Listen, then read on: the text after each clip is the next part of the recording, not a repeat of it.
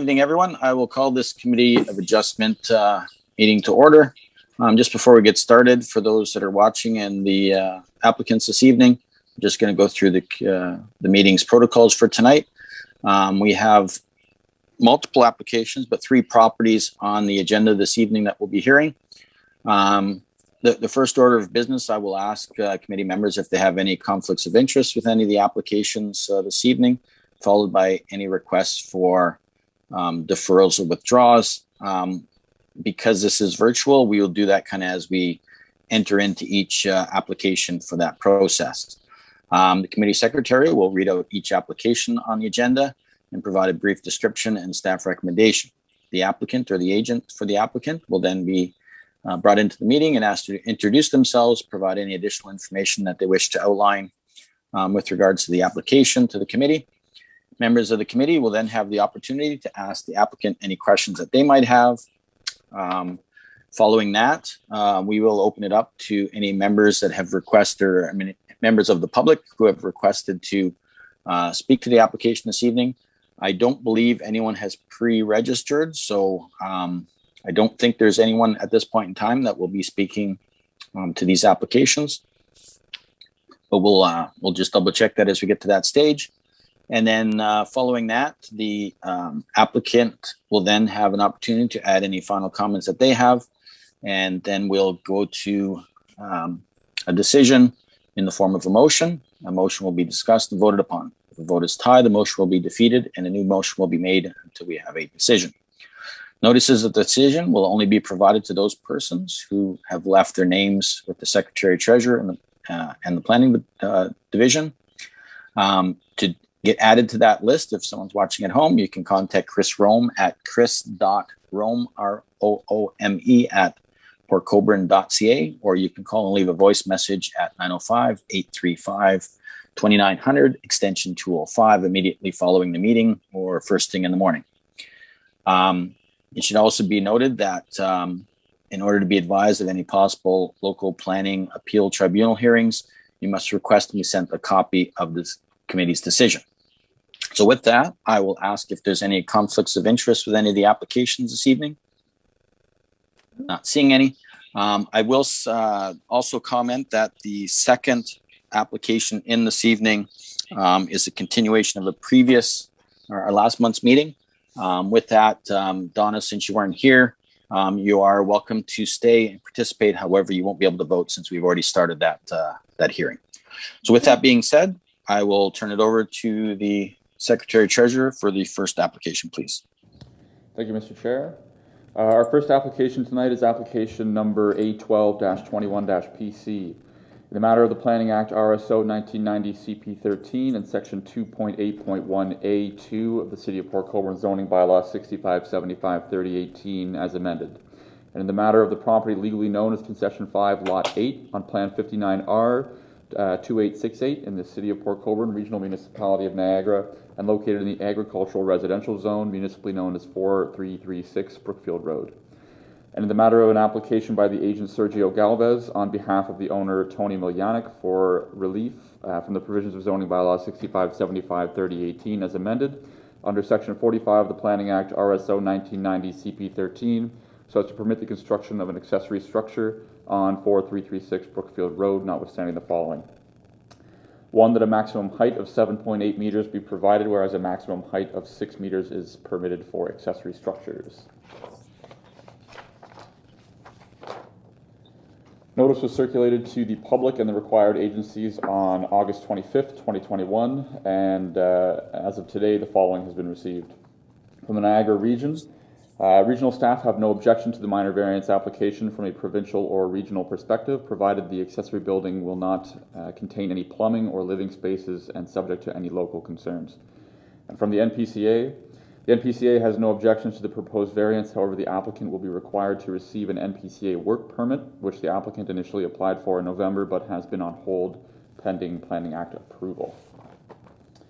Given the information in the planning staff report, planning staff recommend application A12-21-PC be granted for the following reasons. 1, it is minor in nature as the increased height is a reasonable and measured request. 2, it is appropriate for development of the site since the structure is a permitted use and located in a suitable location on the site. 3, it is desirable and in compliance with the general intent and purpose of the zoning bylaw, as accessory structures are permitted in the AR zone, and the proposal meets the majority of the requirements of the bylaw. And 4, it is desirable and in compliance with the general intent and purpose of the official plan, as accessory structures are permitted in the agricultural designation. And that concludes the correspondence for this application. Thank you. Can you bring in the applicant to the meeting?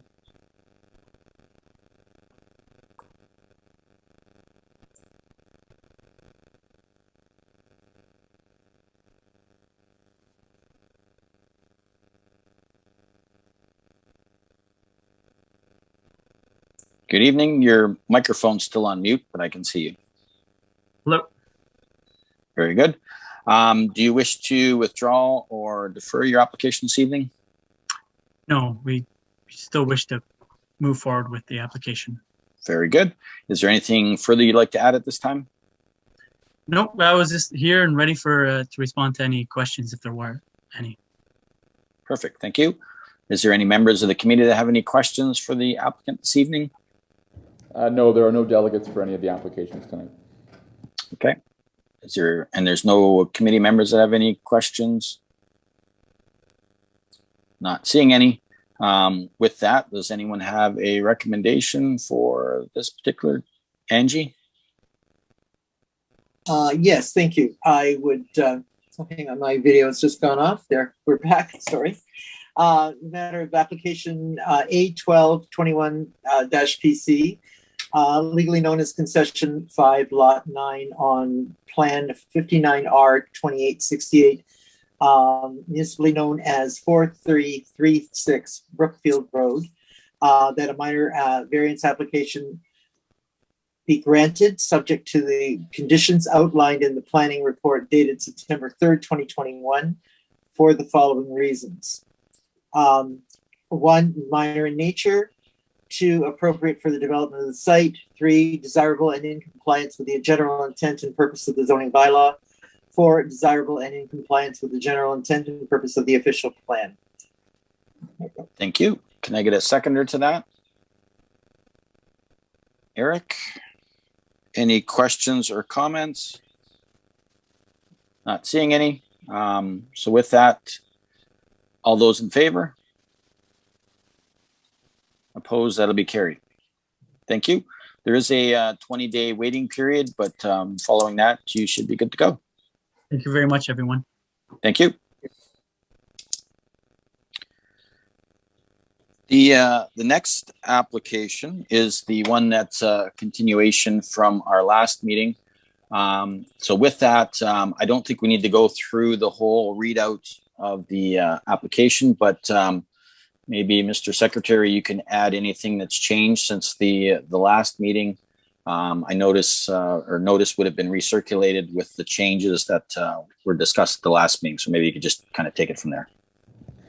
Yeah, so notice was circulated for the last meeting, and then I don't believe we received any new comments. The region, I reached out to them, and they stated that their comments would still hold up. So the same comments, the same recommendation, and same conditions as the last time it was heard.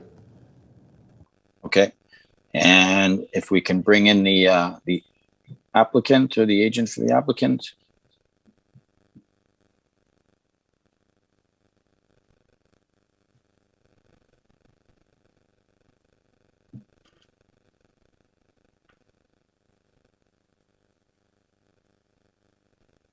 There we are, and just to our secretary treasurer, notice was circulated through the various agencies with the change in the height to, I believe it was 6.8 from 6.2, if I remember correctly. It's 6.9 now is the 6.9. There you go. Yeah, but yes it was. All right, very good. So with that, I don't know if any other members have any other questions with regards to this application. And there is no further correspondence received. So with that, I think if we can then proceed now with the a recommendation for this particular application. anyone have a recommendation you can offer up? Aside from Donna, of course, because you weren't here at the last meeting.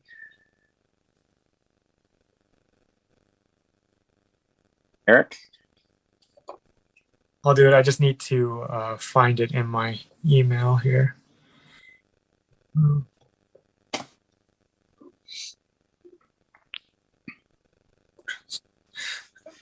This is application A23-21-PC. Correct. Okay. Application A23-21-PC, legally known as Concession 2, Part Lot 18 on Plan 59R-3690, Part 1, municipally known as 1728 Kalali Street East, be granted subject to the conditions outlined in the planning report dated September 3rd, 2021. For the following reasons: it's minor in nature, as the increased height and accessory lot coverage is reasonable in measure request, appropriate for development of the site since the structure is a permitted use and located in a suitable location on the site. 3, desirable and in compliance with the general intent and purpose of the zoning bylaw, as accessory structures are permitted in the AR zone, and the proposal meets the majority of the requirements of the bylaw. 4, desirable and in compliance with the general intent and purpose of the official plan, as accessory structures are permitted in the agricultural designation. Thank you. Can I get a seconder to that? Gary, any questions or comments? All those in favor? That'll be carried. Thank you.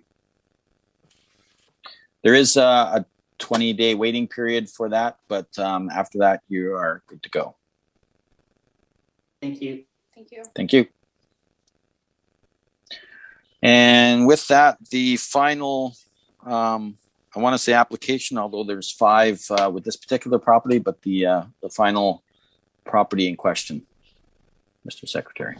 Thank you, Mr. Chair. There's a lot of reading to do here, so just bear with me a little bit. Our next applications are applications B13-21-PC, B14-21-PC, A26, A27, and A28-21-PC.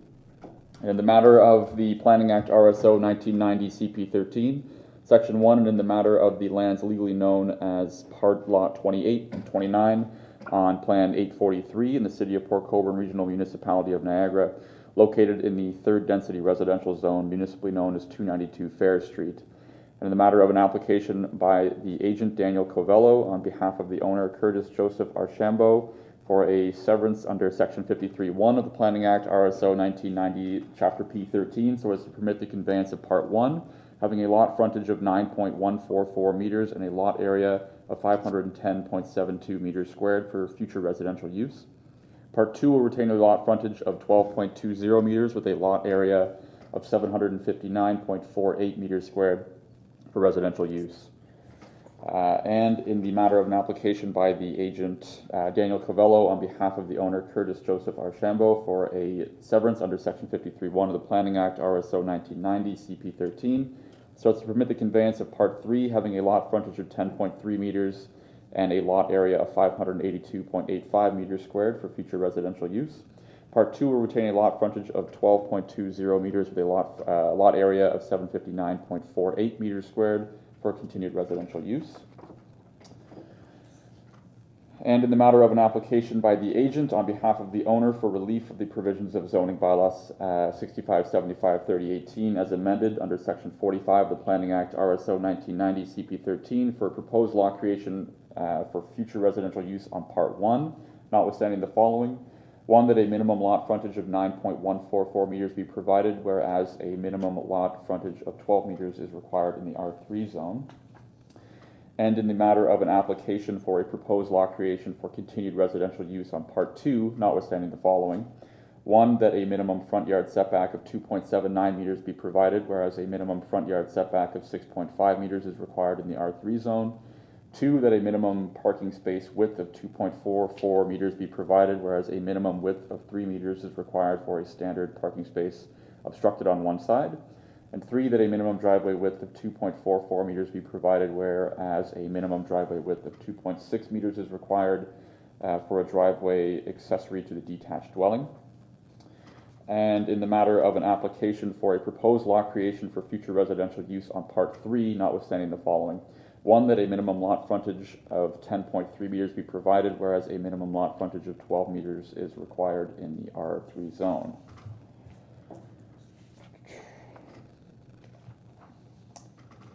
Notice was circulated to the public and the required agencies on August 27th, and we did receive comments late today at about 20 after 5, so I didn't get a chance to circulate them to the committee or to the applicant, but I'll read them out loud. This is from engineering. We would like to bring to council's attention, the committee's attention, that there's a very large tree, very large city-owned tree fronting 292 Fair Street. This tree may conflict with construction of an entrance on Part 2. And previously approved by council, the minimum driveway offset from lateral property line is 1 meter, and the minimum driveway width is 3 meters.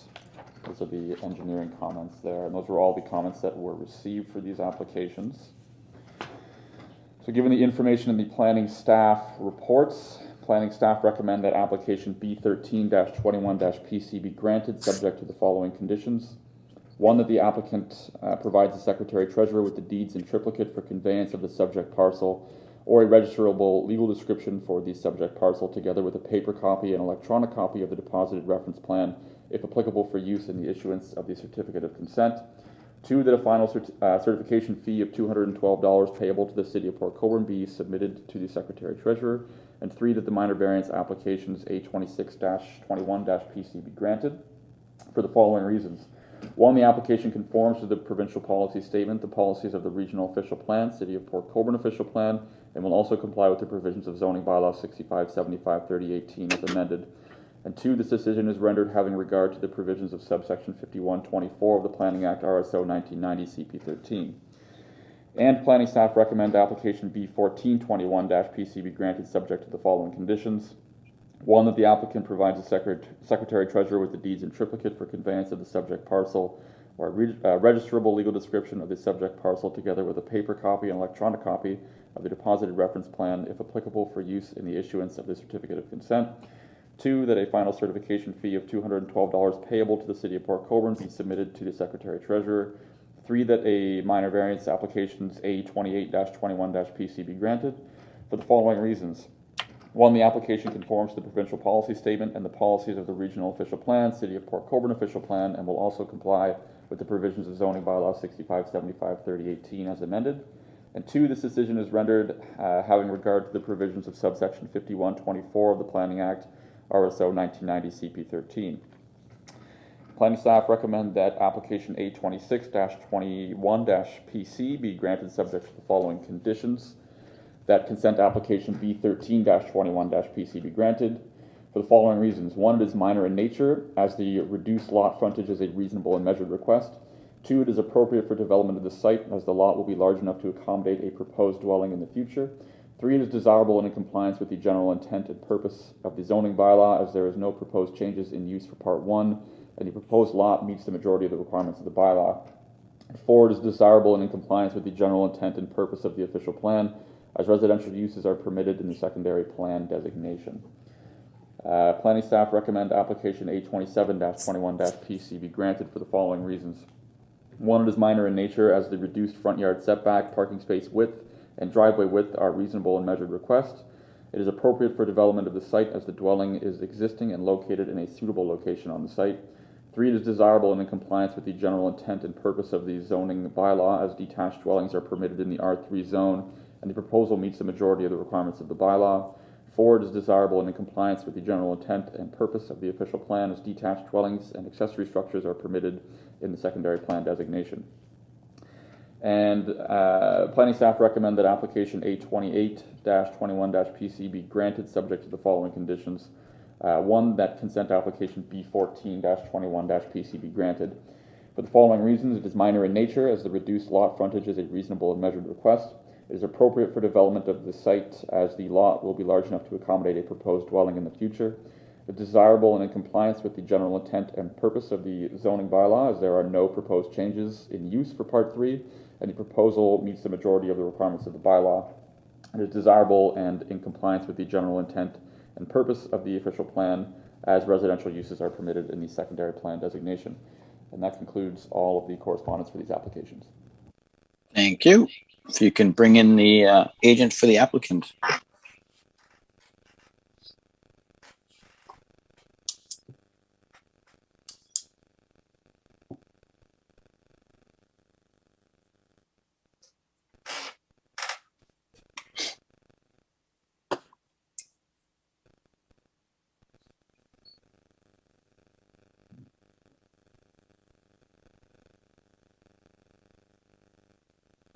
Hello. Good evening. Just before we get started, you don't wish to defer your application this evening or withdraw? No, I do not. Very good. Is there anything further you'd like to add at this time? No, I think everything's pretty straightforward. Okay.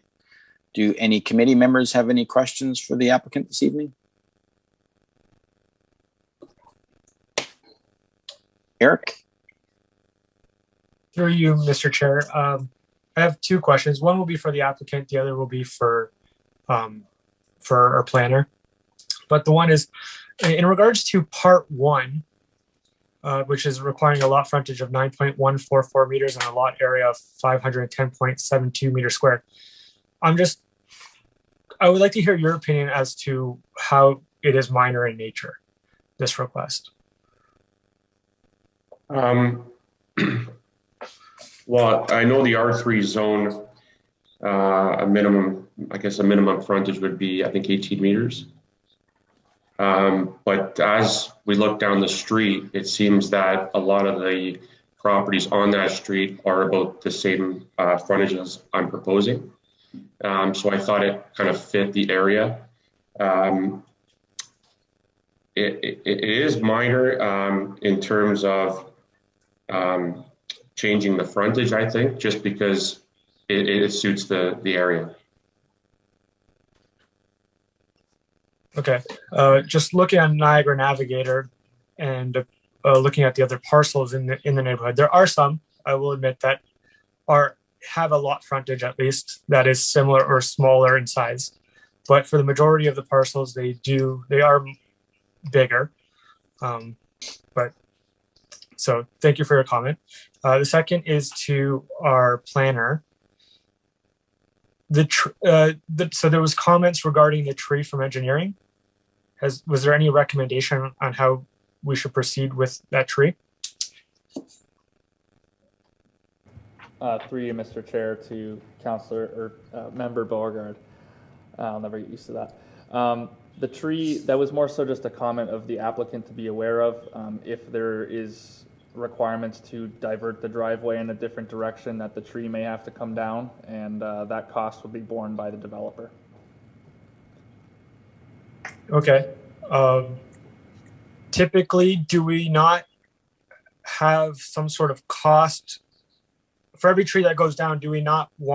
Is it not practice for the city to have the developer then pay to plant the tree elsewhere? Through you, Mr. Chair, I'm not aware of that. That would have been a question for engineering, but unfortunately I don't have that answer. I know we have kind of gone away with planting trees on boulevards, and I know our public works have encouraged trees to be planted on private property away from city infrastructure. But unfortunately, I don't know where that would have come from, or if there is a policy in place that does discuss where future trees are to go. Okay, thank you. Thank you. Does anyone else have any questions? If I might, I was out looking at the property on the weekend, and I noticed the sign was down. I notified staff, and they advised that the sign ended up on the other side of the fence. I'm not sure if the wind took it or someone else moved it. Can you just please confirm that the sign was put up within the required notification period to start with? Yes, I as soon as I picked up the sign, I went to go put them all up, screwing them to the fence. All three of them ended up on the other side of the fence. So for all three to be blown up on the other side, I don't think it was any weather condition that did that, but I mean, possibly it could be.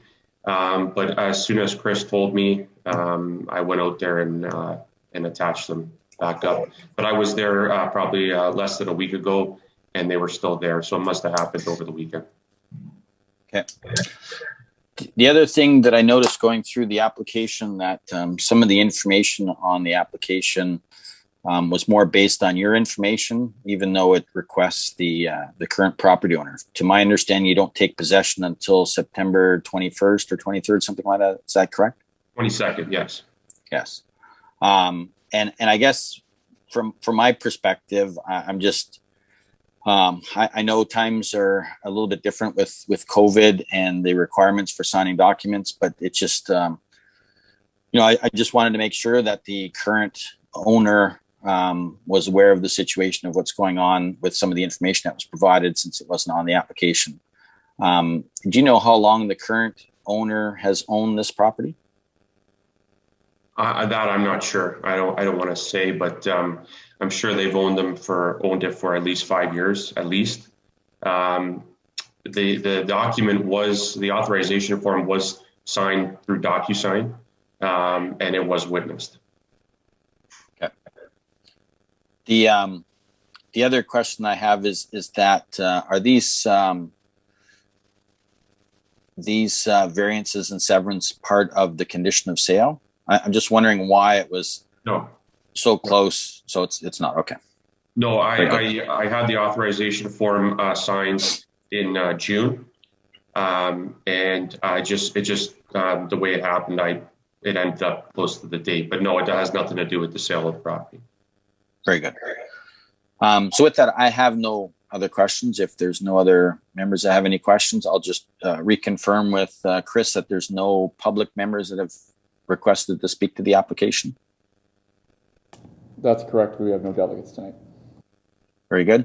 And to your point, Eric, I believe we could make a condition on the severance of part one that if that tree does have to be removed, that it be replaced somewhere else on the property, either in the back portion away from services that's in an appropriate area. It looks like it's a fairly deep lot, so there should be plenty of room to do that. Obviously, they're not going to replant a fully matured tree like there is in the front. However, I think there is a possibility that we can make that as part of a condition, that at least a tree of appropriate size and species be planted in the back to replace the front one if it is removed. Now, if I can just speak just for 1 second, the tree is actually in front of part two, and the only way it's going to give us an issue is over that driveway that I'm proposing for the existing house, and I think it's far over enough that it won't block anything. But if it does, and we need to do something with it, then I have no problem with replacing it. Very good. So, Donna?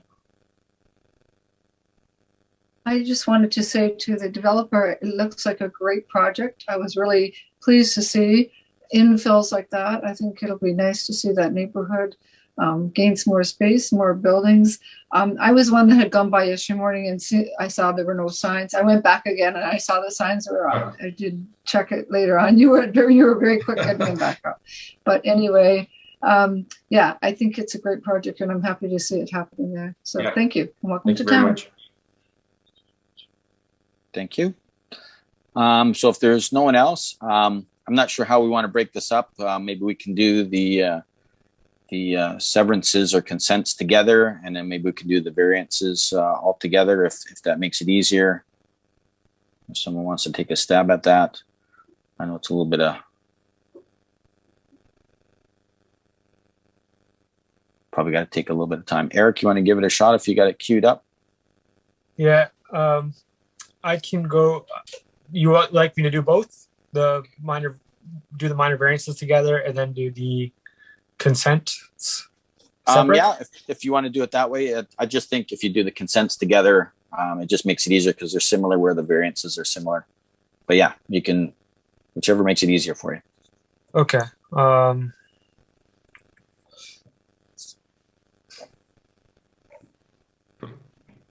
So in application B13-21-PC,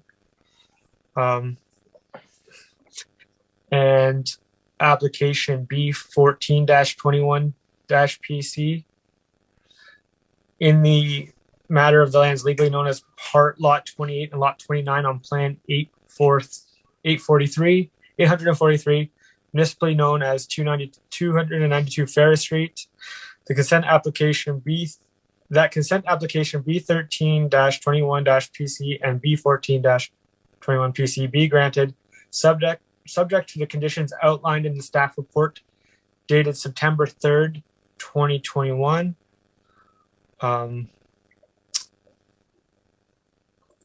And including, in particular, to application, which one would it be? I want to include that condition. I'm just not sure which application. Is it going to be B13-21-PC or B14-21-PC? I think if we could probably add it to the variance. Okay, we can do it to the variance. Okay. Yeah, because there's one specific to part 2. Okay, that's that consent application B13-21-PC and B14-21-PC be granted, subject to the conditions outlined in the staff report dated September 3rd, 2021, for the following reasons. The application conforms to a provincial policy statement. The policies of the regional official plan, City of Port Colborne official plan will also comply with the provisions of zoning bylaw 6575/30/18 as amended. This decision is rendered having regard to the provisions of subsection 51, subsection 24 of the Planning Act, RSO 1990, Chapter P13. Thank you. Can I get a seconder to that? Angie, any questions or comments? All those in favor? That'll be carried. And then if you want to do the variances separately, to add that extra condition in on the one, I believe it's A27, which pertains to part 2.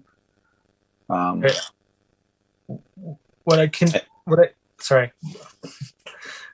can do maybe is I can lump all the other ones together, and then Okay, A27 I can do separately. Okay, so A26 and A28 together? Yes, if that's okay. Yep. 26. Sorry, let me just pull that up.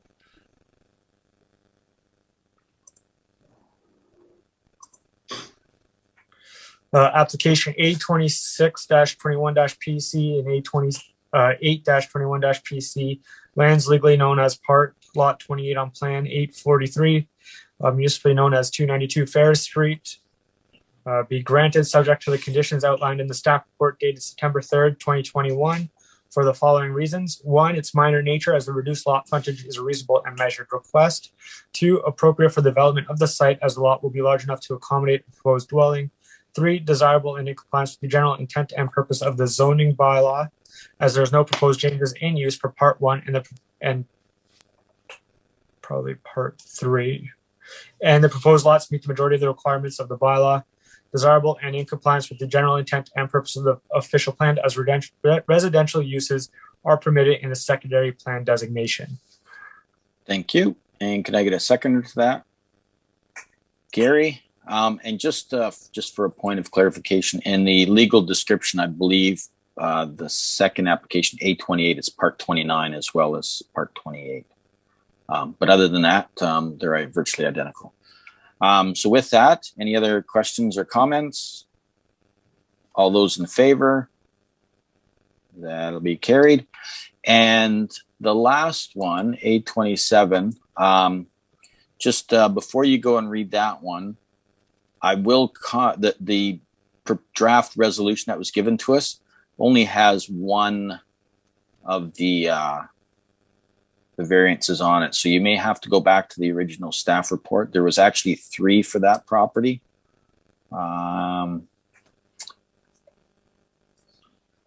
If you like, I can try to take a crack at that last one. If you will, I have the staff report up with the extra conditions on there, or other variances, sorry. Okay, So if you'd like, and then I can try catch to the extra amend condition. into Okay. particular, yeah. All right, so I will move application A 27-21 PC, the lands legally known as Part 28 and 29, municipally known as 292 Fair Street. That minor variance be granted subject to the conditions outlined in the staff report September 3rd, 2021, for the following reasons: that one, it's minor in nature, that the reduced front yard setback, parking space width, and driveway width are reasonable and measured requests. Two, appropriate for the development of the subject appropriate for the development of the site, as the dwelling is an existing and located in a suitable location on the site. Desirable in compliance with the general intent and purpose of the zoning bylaw, as the detached dwellings are permitted in the R3 zone, and the proposal meets the majority of the requirements of the bylaw. And four, desirable in compliance with the general intent and purpose of the official plan, as detached dwellings and accessory structures are permitted in the secretary plan of designation, with the following condition: that if the large tree that is in the boulevard has to be removed to comply with the driveway requirements, that a replacement tree be replanted somewhere on the subject parcel that is an appropriate type and in an appropriate location for the development. Does that sound good? So with that, I'll look for a seconder. Angie, any questions or comments? Like I say, the draft resolution that we have only shows the one. Just keeping in mind, there's the three variances: the minimum front yard setback, the minimum parking space, as well as the minimum driveway space are included in that variance. Eric? So through you, Mr. Chair, to the committee. So our planner stated that he's not aware of any policy, but in the event of trees being knocked down, doesn't mean that there is not or are not any policies in regards to that. So I'm just wondering if we can include that in the that if the tree is to be removed, that that the applicant Follows that policy and or and if no policy exists, then the condition you provided. Yep, I don't have an issue with that. Okay. Angie, I think you seconded that. You're okay with that friendly That's amendment? right. I'm good with that. Yeah. Very good. Any other questions or comments? All those in favor? And that'll be carried. Thank you. There is a 20-day waiting period, but other than that, you should be off to the races. Thank you very much. Thank you. Thanks, everybody. So with that being said, that concludes the applications for this evening. Does anyone have any other business? If I might, to either David or Chris, I know this height variances comes up quite often, and I believe once upon a time, not that long ago, there was talk about amending the bylaws to increase that height requirement. Is that nearing fruition yet, or is it on the? Through you, or to you, Mr. Chair, council did actually amend that bylaw, that part of the bylaw in, I believe, November of last year. There were talks about raising it higher than what was recommended to council at the time, but at the time we staff recommended a middle ground approach at 6 meters. So we still do see some variances, but I would say the number has come down substantially since we've done that, which is a good thing, I guess. Okay, so currently it stands at 6 meters? Correct, yeah. What was it before? Do you remember? 4.6. Ooh, okay. Very good. That's all I have, unless someone else has got anything. Also, can I ask for a mover and a seconder of our minutes from our August 11th meeting? Gary, Donna, questions or comments? All those in favor? That'll be carried. With that, I will adjourn our meeting. and we'll Wow. try it again next week or next month. Sorry. Well, that was Everybody- that.